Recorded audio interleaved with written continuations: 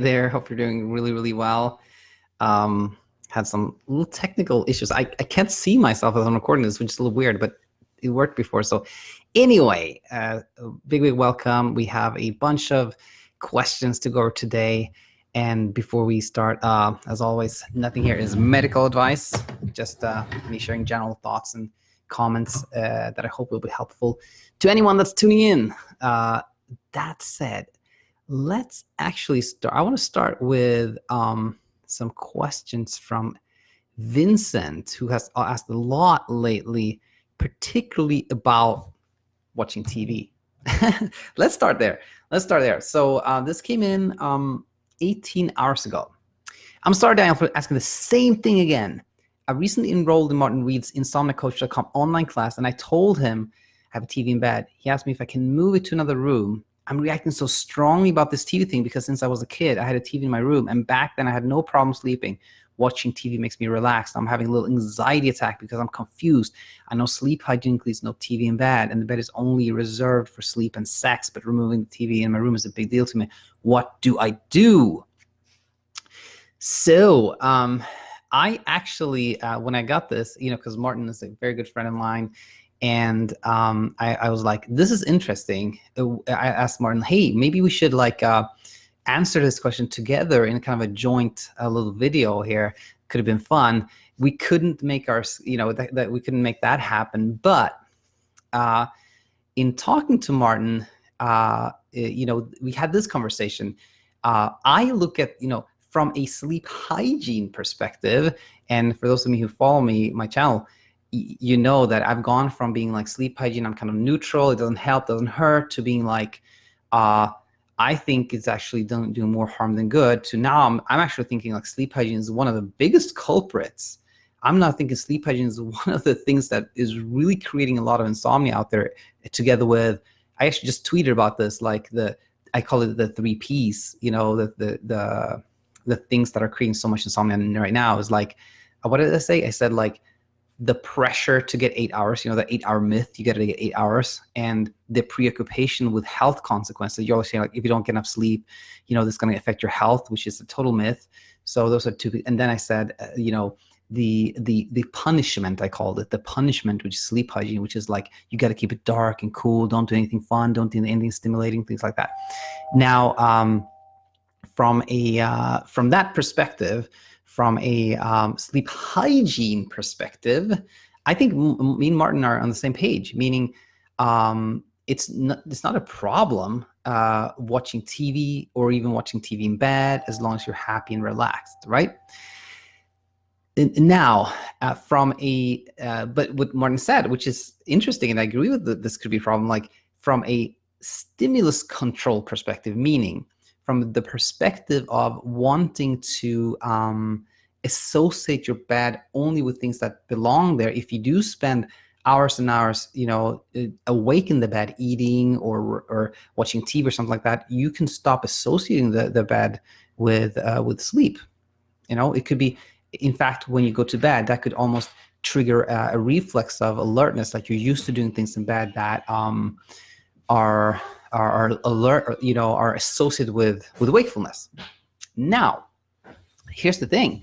A couple of things came to my mind. One is it's the biggest thing, the most important thing here is this one, that the problem, the question is not like, it's not important actually what you do, meaning if you keep the TV in your bedroom, if you move it out, none of that matters. None of that matters. What really matters is that you don't overthink it. The more we focus on sleep, the worse. The more we think, the problem is thinking that TV or watching TV or not watching TV could affect your sleep. The problem is the fear of losing sleep. The problem is trying to avoid watching TV so that you can sleep. The problem is trying to preserve sleep. That's the issue. That's the thing. And I thought about this analogy. Let's say you have a love interest. You're interested in somebody, and let's say you try to kind of get her attention. Doesn't work. You decide, I'm going to cut my hair. No, I'm going to act like this. nothing happens. I'm going to wear this cologne. I'm going to change my perfume. I'm going to do this and this and that. And then the thing is, the more you show how interested you are, typically the less interested she becomes. And even worse, when you get to a point where you are completely desperate, then definitely she's not going to be into you, And it's the same thing with sleep. Same thing with sleep. If you use cognitive behavioral therapy, or use ACT, or other of these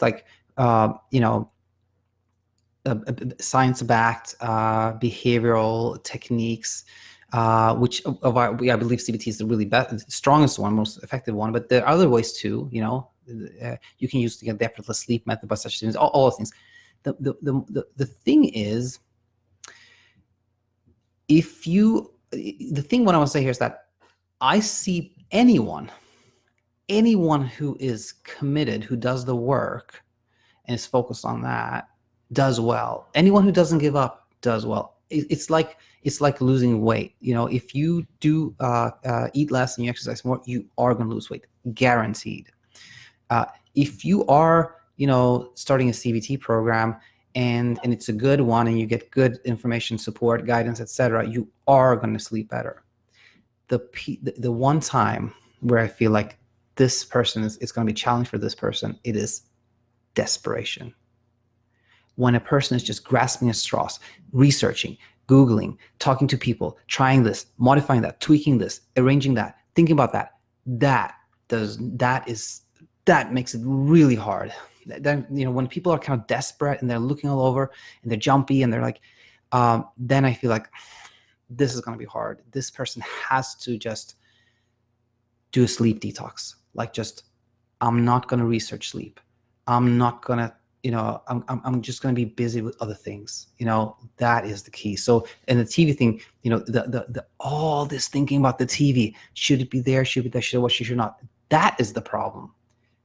That is the real problem. So I hope that helps, Vincent. And actually, since we're on the topic, there was a kind of follow-up to that where Vincent said, hey, Martin replied, he told me if I really enjoy watching TV in bed, I can be sitting up in bed while watching, so it's clear that I'm not trying to sleep. All this sounds really great. Another question: while watching TV, I'm starting to yawn and my eyes get scratchy. Is this what you call sleep cues? My question is, if my sleep window is for another hour, can I then try to sleep in that time? Because my worry is my sleepiness will pass if I wait in my bed with my sleep restriction because of the light of the TV before I go to bed. Perfect illustration again of what I was trying to say before. The problem is not the TV or not. The problem is the worry about losing sleep. The fear of losing sleep, the trying to do things to preserve sleep, trying to make sure you get enough sleep. That is kind of desperation. That is desperation. The key is to let go of that. The key is set it and forget it. The key is, I'm going to get up at this time. I'm not going to go to bed before this time. And apart from that, I'm not going to think about sleep. I'm not going to research it. I'm going to do kind of my homework from Martin Reed. I'm going to do that. I'm going to fill out my log, etc. But other than that, just don't think about it. Don't think about it.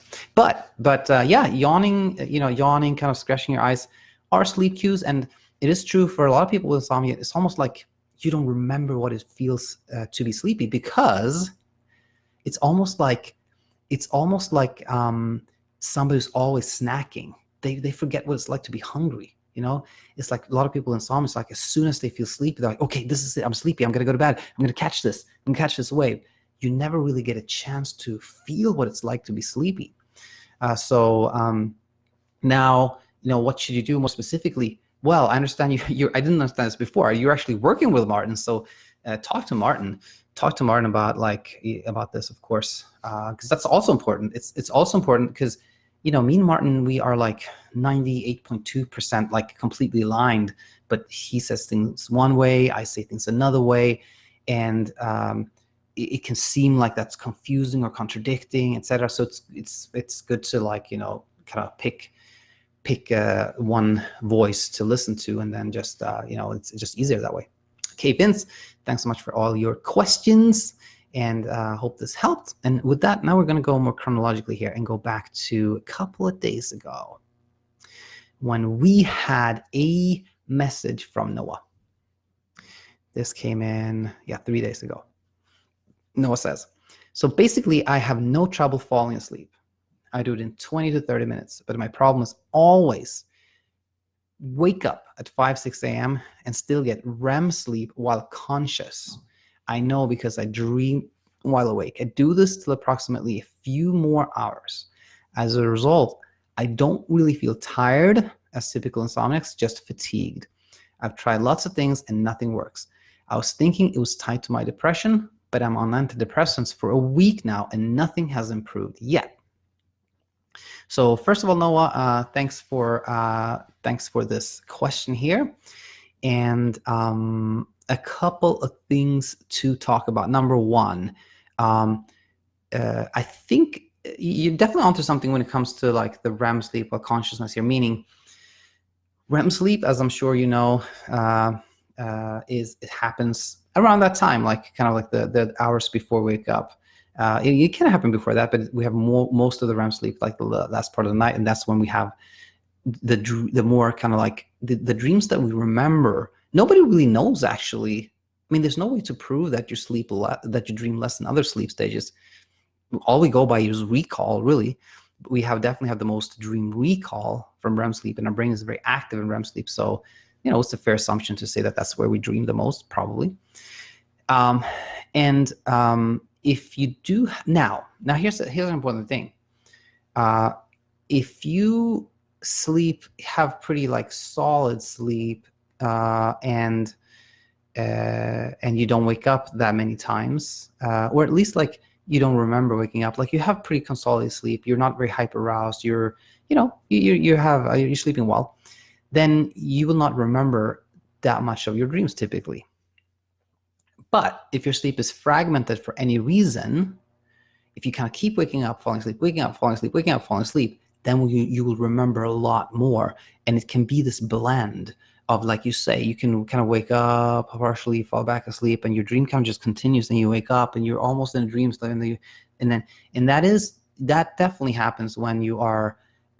It can happen in the earlier part of the night too, but whenever your sleep is fragmented, we kind of wake up, fall asleep, wake up, fall asleep, wake up, fall asleep, you tend to have this kind of, it can seem like you're continuously awake, or you're in and out of dreams, or something like that. And now, you said here something that's important. As well, I don't feel tired as typical insomnia, just fatigued. Well, isn't tired and fatigued pretty similar? Meaning, the reason I say that is not to like question you or question your symptoms or anything like that, but just it is really important for people with insomnia not to consider their insomnia odd or unusual or special or bizarre, because that makes people feel like, oh, something is really wrong with me. I need to really find out what's causing it, and I really need to find out what's going to help me. What helps other people may not work, but I need to find out what helps me. And that leads down that path of like, trying to figure it out, thinking what's going to help, what's happening to me and what should I do?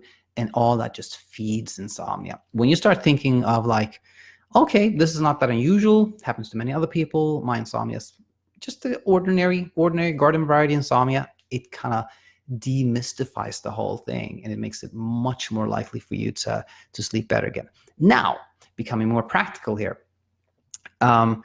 We don't know when Noah goes to bed, but no trouble falling asleep in 20 minutes. I always wake up at 5, 6 a.m. Let's just make the assumption that Noah goes to bed around 11 or midnight or something like that, and then wakes up around 5, 6 a.m. And then says, I do this till approximately a few more hours. To me, that signals that this scenario presented here, to me, is somebody who is spending probably too much time in bed, and that allows this fragmented sleep, superficial sleep to happen. And I think by spending less time in bed, by let's say 6 a.m. was your wake up time, and you just like got out of bed at 6 a.m., then one, it would kind of solve the problem of having several hours of like this in and out of REM sleep type thing. and two, it would probably make the entire night's sleep more solid. Noah, I don't know how many hours is good for you, but for most people that have insomnia, starting off by spending about 6 hours in bed. So like, if you get up at 6, then go to bed not before midnight, or like maybe 7 hours or something like that. But spending less time in bed can make, makes your sleep more consolidated and less fragmented. So you have less of this in and out of sleep, superficial sleep, type of thing. And then I think it was tied to my depression, but I'm on antidepressants for a week now. Nothing has improved yet. It doesn't sound to me, again, I'm not a medical device here, but this does not sound like a depression type symptom. It sounds to me as fragmented sleep type thing. And I wouldn't expect antidepressants to make any difference here. But that said, when it comes to like depression, things can take time before they change. Insomnia too. Oftentimes it doesn't, a lot of people, it takes weeks. It can take like 5-6 weeks before people really start feeling like, okay, now this is helpful. So a week, I think in any scenario, is a very short period of time. Patience, which I have it on here, patience, always really, really helpful. Noah, I hope this helped you. Thanks so much for this question. I really appreciate it. And then let's move on to this one. This is a question from Joleen that came in 2 days ago. Hi, doctor. I had a baby almost 3 months ago, and I have severe postpartum depression from almost the beginning. Insomnia is a symptom, and I've been sleeping less than an hour per night, which has gotten me obsessed over sleep. Since the deprivation has prevented me from driving and caring for my baby properly. After taking Lexapro for a couple of weeks, my mood and appetite have increased, but sleep has not. I'm in therapy for postpartum depression, and sleeping meds have not worked for me, so I would love your recommendations. I want to say this, Joleen. Sorry this has been happening, of course. It's tough. I don't know too much about postpartum depression, but the whole thing of like, you had a baby and everybody's expecting you to be really happy about it, but then you're depressed. That makes the whole thing worse. I know a little bit about that, but that said, I want to say this, that kind of same thing I said to Noah, that the circumstances that kind of trigger insomnia can be very different from everyone. But the trigger actually is of no importance. It doesn't matter. It's of no interest. With insomnia, it's always the reaction that is important. So let's say in this case, you were depressed and a lot of things going on and you started sleeping very little. It's not strange that you went through a sleeplessness or sleep disturbance, that you slept very little. A lot of things going on when you have a baby. But then you add to that, I've gotten almost obsessed over sleep. Like you add to the reaction, like, oh my gosh, I'm not sleeping at all. This is terrible. This is not good for my health. How am I going to take care of my baby if I'm sleep deprived? I've got to get better sleep. I've got to do something. And then what happens is you start, trying to be like, I'm going to go to bed at this time. I'm going to keep it dark. I'm going to keep it cool. Nothing's working. You're trying more things. You get even less sleep. You start even more stressed, et cetera, et cetera. And then you have like full blown insomnia. And the classic thing with psychophysiological insomnia, which is just insomnia really, is that the insomnia persists even though like the original trigger can actually resolve. You're no longer depressed, or you no longer have that pain, or you're happy in your new job, or whatever it is. But the insomnia has become its own problem because of the things that we do to try to make it better, like avoiding TV, avoiding screens, trying supplements, all the things we try to do to make sure we don't have sleepless nights, or things we do to try to produce more sleep. All those are just creating preoccupation and overthinking and more worry, and nothing's working, et cetera, et cetera. So the key, and as I said last time I did an episode like this one, people might, sometimes I'm like, people must get tired of hearing me say this all the time, but it's true. It's true. It is the same for everyone. I hope that proves kind of my point, that insomnia is so universal. Like the mechanism is the same. And that's why I always say the same thing. Spend less time in bed is like the first thing. um, whatever your schedule is like, it's tricky with a small baby, but trying to get up at the same time. Let's say you say 6 a.m. I'm going to get up 6 a.m. every night, and then don't go to bed early. Like, going to bed maybe like midnight or 11:30 or something like that. And for a lot of people in here, it's like frightening, because like, how's that going to help me? I'm going to lose more sleep like that. But that's the problem. The problem is that you're afraid of losing sleep, and being afraid of losing sleep is like, it just fuels it. The fear of losing sleep just fuels it. And so sleep medications have not worked for me. They don't work for anyone. They meaning they don't make you sleep. They don't make anyone sleep. For some people, it makes them kind of sedated, and like they do block some of the anxiety, and they allow the body to sleep. But people for whom it works are worse off, because when it works, quote unquote, then they believe that there's something wrong with them. They believe that something is wrong that needs to be fixed. And then they start, like, their confidence, their belief in their own ability to sleep. I said that wrong. Their belief in their own body being able to regulate sleep and produce sleep diminishes. They lose their sleep confidence. So when people say, I've tried medications, but none of them worked, I'm almost like, you dodged a bullet. You dodged a bullet because you didn't allow your sleep confidence to be eroded by the belief that medications produce sleep. So yeah, there's a lot like in this channel that I think can help anyone. Starting off with the first couple of videos, I go over kind of the basics, but again, spending less time in bed, and then trying to not focus on sleep at all. Set it and forget it. Spend 7 hours in bed, and then don't focus on like, don't read about sleep, don't think about sleep, don't like focus your attention elsewhere, and sleep will come after all that. Those are my thoughts. Joleen, thank you so much. Hope everything goes well for you, the baby, and everyone else in your life. Joleen, and then we have this message here from David that we went over yesterday, and there's going to be more on that amazing story from David. And then we did that. Oh, we already did that. Okay, cool.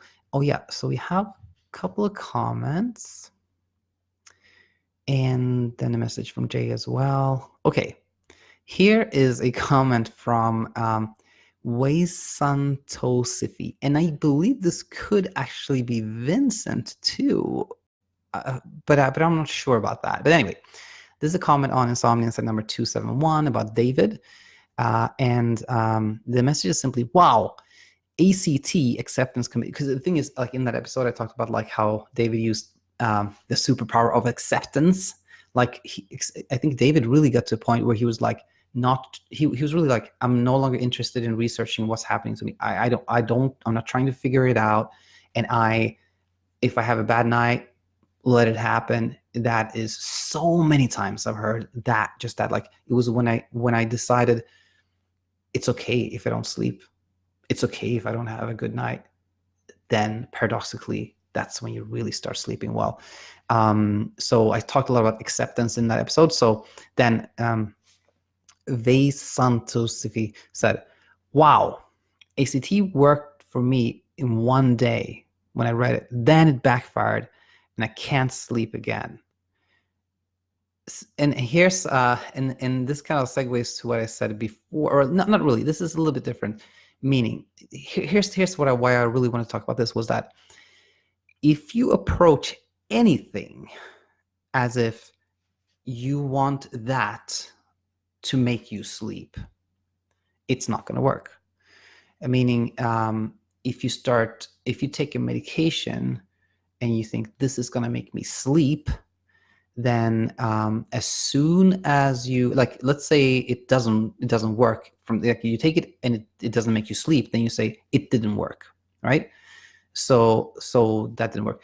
Now, if you take a medication and then it quote unquote works, well, it works again because it just kind of sedates you and allows your body to sleep. But let's say you take it and you think that it works, then you have some kind of stressor, something happens, and despite taking the medications, you're not sleeping. Then you say it stopped working.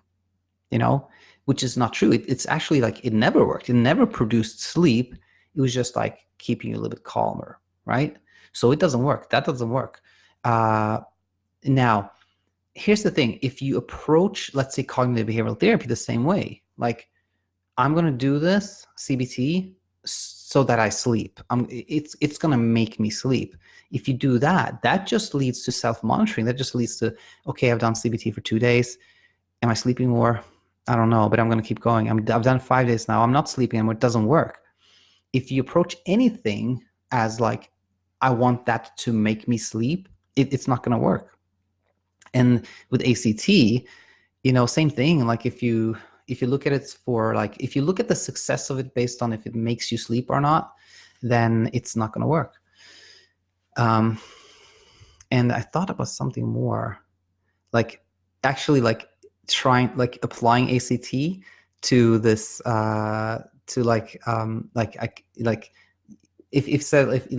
if you're, let's say you're in bed and you're thinking, I can't sleep, then the way to apply ACT would be like, oh, I can't sleep is what I just thought. It starts with an I, and an I actually is a line. Sometimes there's a dot above it, and the dot is kind of like a globe. And I think the C looks, you know what? That's ACT. That's when you externalize and you just like, you detach yourself from your own thoughts and feelings. Just a comment on that. All right, so Jules, I think what happened is Jules commented something, but I can't see it. So sometimes that's happens when somebody, I think, deletes the comment maybe. But Jules, if you hear this and you had a comment, like please post it, and of course I'll be more than happy to answer that. Now, finally, and I'm going to pull this up on my phone because I have it here. A question or two from Jay, who wanted the following. So let me read this. Hey, I was wondering on your thoughts on this. It's been almost 5 months now. Not asking for medical advice here. Thank you, Jay. But do you think if I had SFI, sporadic fatal insomnia, after 4.5 months, would you think it's possible that I'm not having severe neurological symptoms? Things were getting better. I'm kind of stressed out because I want a PET scan. I live in Canada. It's free healthcare, but they won't give me this scan to know if I have SFI. So again, yep, not medical advice here. Thank you for acknowledging that it isn't. But here's my understanding of SFI is that it's a progressive condition. It doesn't get better. But another thing, Jay, I remember one time you took some medication. I can't remember what it was, and then you slept for like 12 hours. That in itself, in my understanding, is like surefire proof that somebody does not have SFI because it doesn't respond to that. And when I say don't respond to that, you're like, you just said the medications don't work. Yeah, that's true. They don't produce sleep, but it's more of a, like, if somebody takes a medication and then sleeps 12 hours, that's just a sign that that patient was like super hyper aroused, super anxious, and then kind of like that medication made them calm down and really allowed their own body to produce a lot of sleep. And so when I read this, I was thinking, to my knowledge, again, last time I read up on SFI, a PET scan isn't diagnostic. I think you get much more. There's much more evidence from, like, if somebody has slept 12 hours after taking medication, if somebody was getting better, to me that's like that person does not have SFI. And then there was another one. Hey, I just want to be more clear. It's been 4.5 months. I'm going through another big one. I say things were getting better, falling asleep faster and staying asleep longer, but for the past week, it feels like I almost don't get any sleep.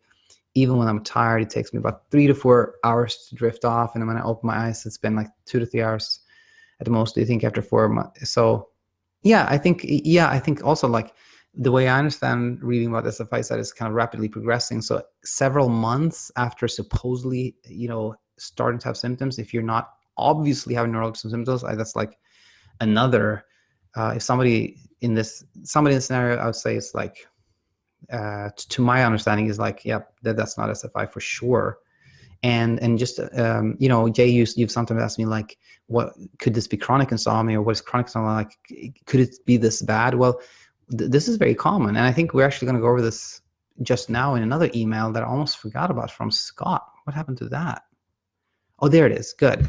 And that is, a lot of people, one of the most common kind of comments, emails, things I get is that things were getting better, but then they got worse.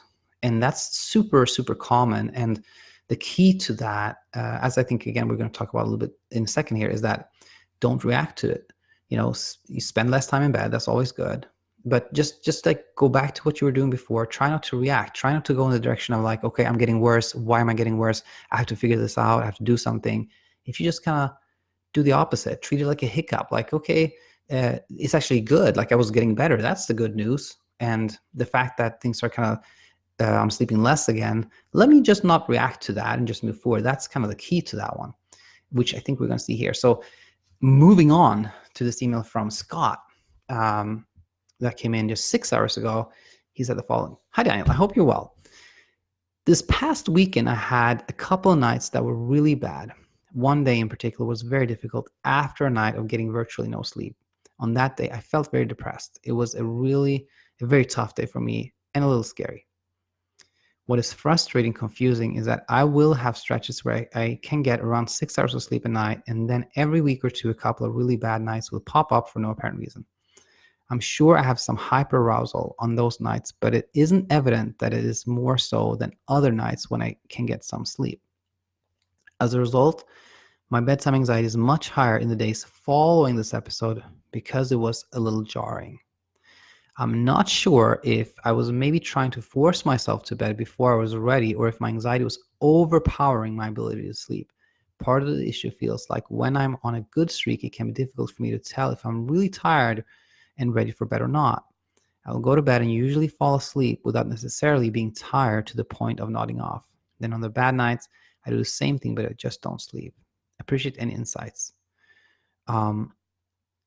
This is, thank you, Scott. Thank you for sending me this question. And it's a very good one. I can't remember, did I have more emails or not? The background here, but I want to say a couple of things. Number one, and this is something I've been talking more about, and you'll probably hear me talk more about this. If we go over just the language here, there are stretches where I can get around 6 hours of sleep. And there was another thing. I try to force myself, but here it was overpowering my ability to sleep. I know this may sound like semantics, but I'm starting to think this is really important. When you say like I can get around 6 hours sleep, it implies that sleeping is kind of like a skill or ability that some people can do, some other people cannot, or are not as good as doing it. The reality is that those people that seem like they can sleep really well, the good sleepers, is that they actually exert zero effort. They don't try at all. They don't even, like, the concept of trying to sleep is like completely foreign to them. They just, they don't have a single thought about sleep in their mind. And that's why they sleep well. So it's just important to not think of sleep as an ability or a skill you can get good at, or practice, or something you can control. It's the absence of control, absence of any effort at controlling it, the absence of trying to produce it. That is the key. And I think that's really important. Now, another semantics thing is like, I had a couple nights that were really bad. Yes, of course, we understand that, what you're conveying here. But sometimes when you say it like that, like I had a terrible night, I had a bad night, which I'm guilty of. I say it all the time, and I'm going to try to do that less. But trying to not use the labels, trying to be like, I slept very little. It may sound again like semantics, but I think that can actually help. Just to not label them. And so just a few things there. Now, I think what's really helpful is to focus on, the focus often becomes like here, Scott, is I do pretty okay for a while, but then they are these really short sleep nights. And the focus often is like, what can I do about those nights so that I don't have those anymore, and I have more of the kind of my baseline, if you will, which is better. And I think I always try to have people focus on the other ones. Like, focus on the fact that you're most of the time you're sleeping okay. Like, average for all adults, if you measure them directly, is about 6 hours and 20 minutes, which means that if you have insomnia or have had insomnia, have some trouble sleeping, whatnot, and you estimate sleeping 6 hours, that probably means you're actually sleeping more, because people with insomnia tend to underestimate. So you may be sleeping pretty average in terms of just duration, which is not important. It's all about how you feel, yes, but still. And then if you say that, if you start thinking of it like that, as I'm sleeping kind of the average amount as most people do, and then I have like every week or two a couple of nights where I sleep much less. That is not so far off from most people. I can tell myself that me personally, I'll have at least 3-4 nights per month where I sleep very little, mostly actually because I'm very excited or like hyper aroused. I'm like thinking about something very much. But what I want to say is like, I don't think that's, the overall picture I'm getting is of somebody that has, it's not so far off from how most people sleep, is kind of what I'm trying to say. And so that's one thing. The second thing is like trying to focus on the fact that most of the time I'm actually sleeping okay. Like, just focus on that, and like being like, I actually have a baseline. I have a baseline that's here, and then I dip sometimes, but I have a baseline.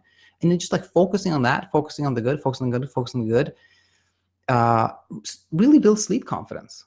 And I think that's a really important one.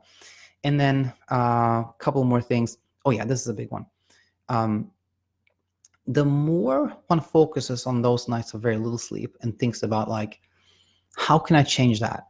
How can I prevent that? Why are they happening?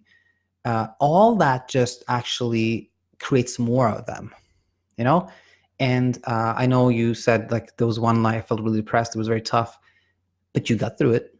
You're still here. You're emailing, you got through it. And the more you can prove to yourself that even a night of no sleep, even after a night of no sleep, I can still get up. I can still go through my day. I can even have a little bit of fun. The more you can do that, the more you can prove that even after sleeping almost nothing, you can still go on and have an okay day, then you will start fearing those nights less. Because what often happens is like, you're going to bed and you're kind of hyper aroused and you're like, ugh, is it going to be one of those nights? But if you're like, it's okay if it's one of those nights because I can do okay even on those nights, that's power. That's power to you, that can be like that. I've often seen that being the big step forward. And also knowing and bringing a little bit of acceptance there, knowing that there's nothing, this applies to people that have like anticipatory insomnia, like every Sunday night, let's say I have trouble sleeping. There's nothing you can do on a Sunday to be like extra prepared, The notion of that is actually damaging, because then people are like, what can I do so I am guaranteed not to sleep tonight? That just leads to more insomnia. So kind of having acceptance, like there's nothing you can do to kind of figure out why this is happening or change things. Like just letting go of that can really help too. I feel like there was one more thing I wanted to add, which was, this is something I've been reading about. Where's that book? I've just finished reading a part of this book. I didn't read the whole thing, but part of that, and another book by the same author. He talks a lot about avoidance behavior, which I'm thinking is really important. Meaning, if you have a sense that, okay, I feel a little tense, this might be one of those nights that I really sleep almost nothing. I got to try to do something. I'm going to try to avoid watching TV tonight. And then you go on to have an okay night. Then you have actually deprived yourself of the opportunity to see that nothing would have happened even if you haven't avoided that thing. So I think instead of trying to avoid nights of a little sleep, trying to go through them and prove that nothing catastrophic happens is a better strategy. Scott, Thanks so much, and I hope this helps.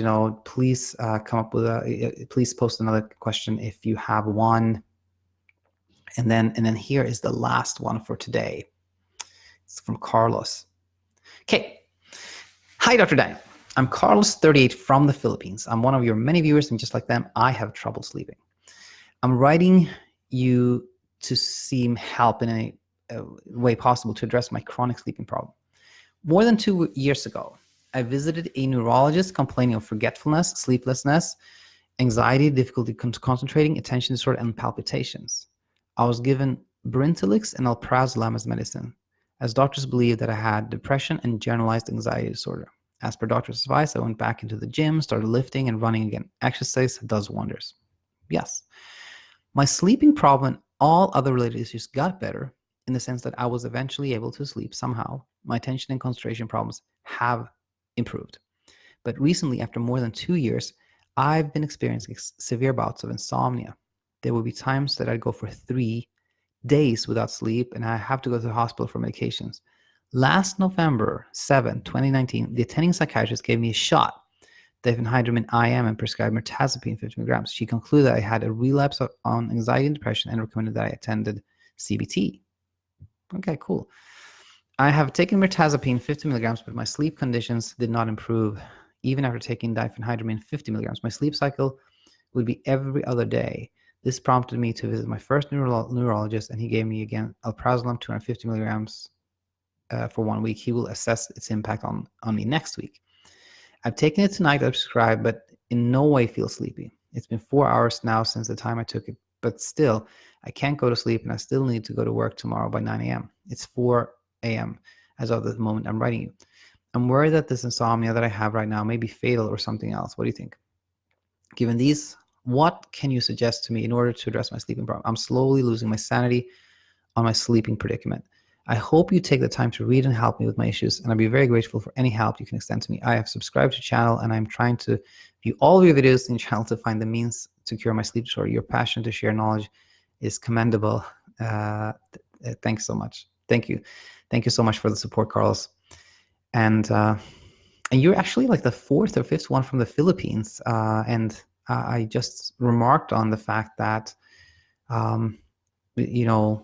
somehow in my ignorance of the world, I thought that that insomnia, anxiety, etc., were really much more prevalent in the West, in the West, and that in the Philippines it wouldn't be as common. But I'm starting to see, like, I think it's the world's just becoming the same. It's like the same thing everywhere.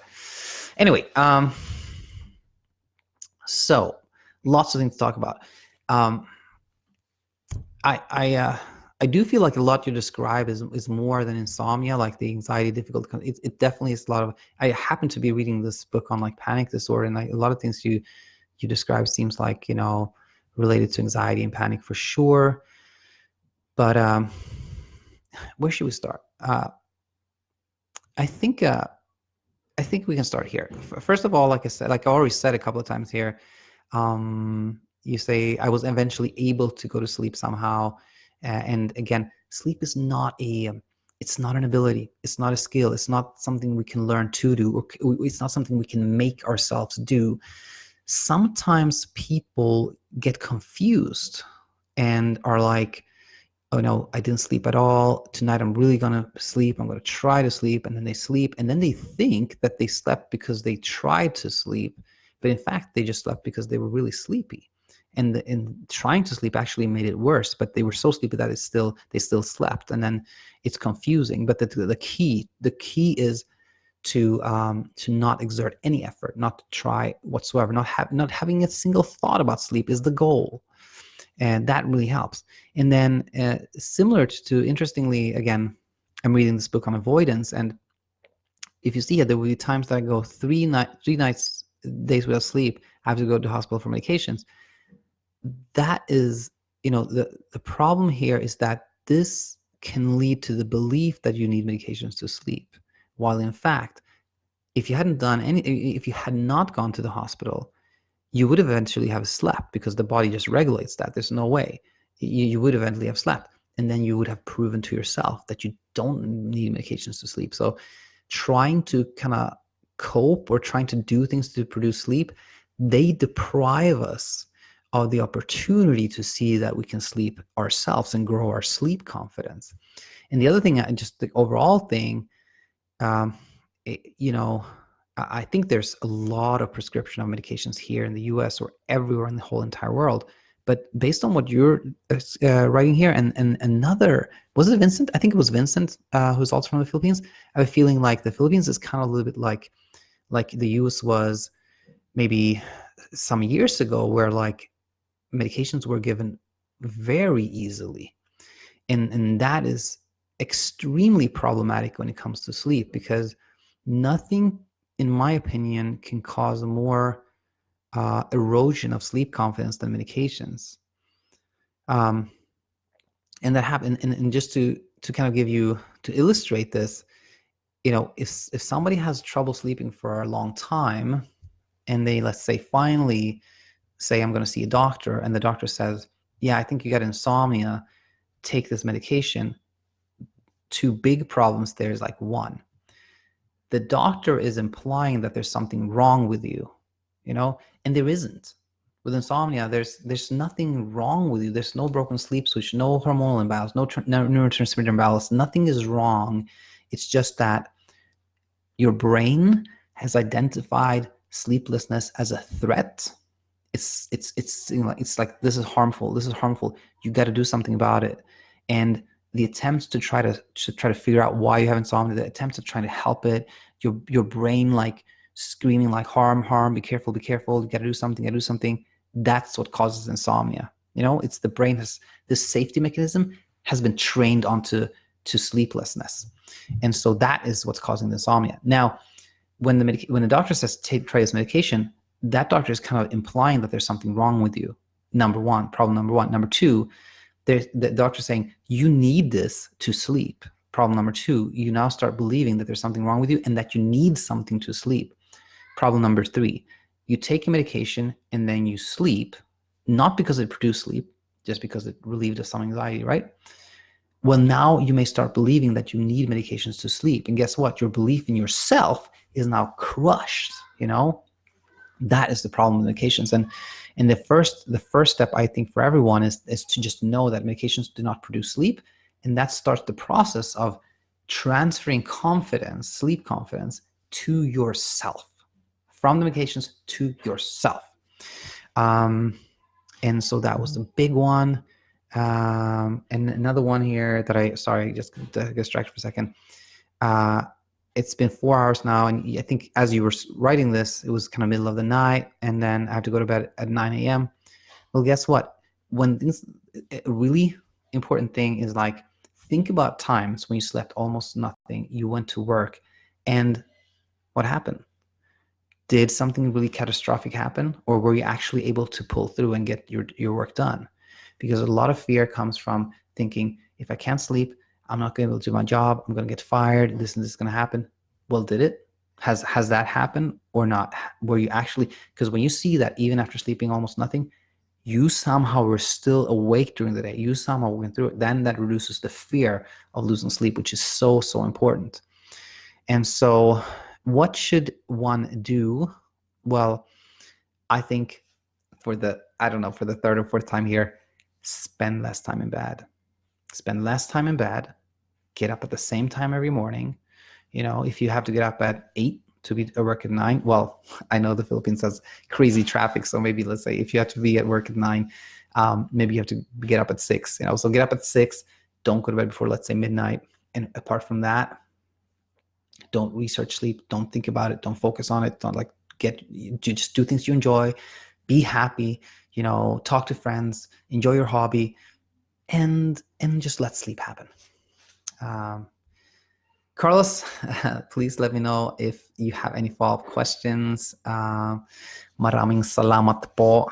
As I mentioned before, my wife is from the Philippines, so been there a couple of times. And that's it. So hope this was really helpful to anyone that was tuning in. Thanks everyone for all the questions. Really appreciate it. And I'll be back here tomorrow. I think we'll either do something else, or we'll really, really, really get into David, his success story, and so much to talk about there. So with that said, have a good rest of your day, night, morning, wherever you are, and see you soon. Bye-bye.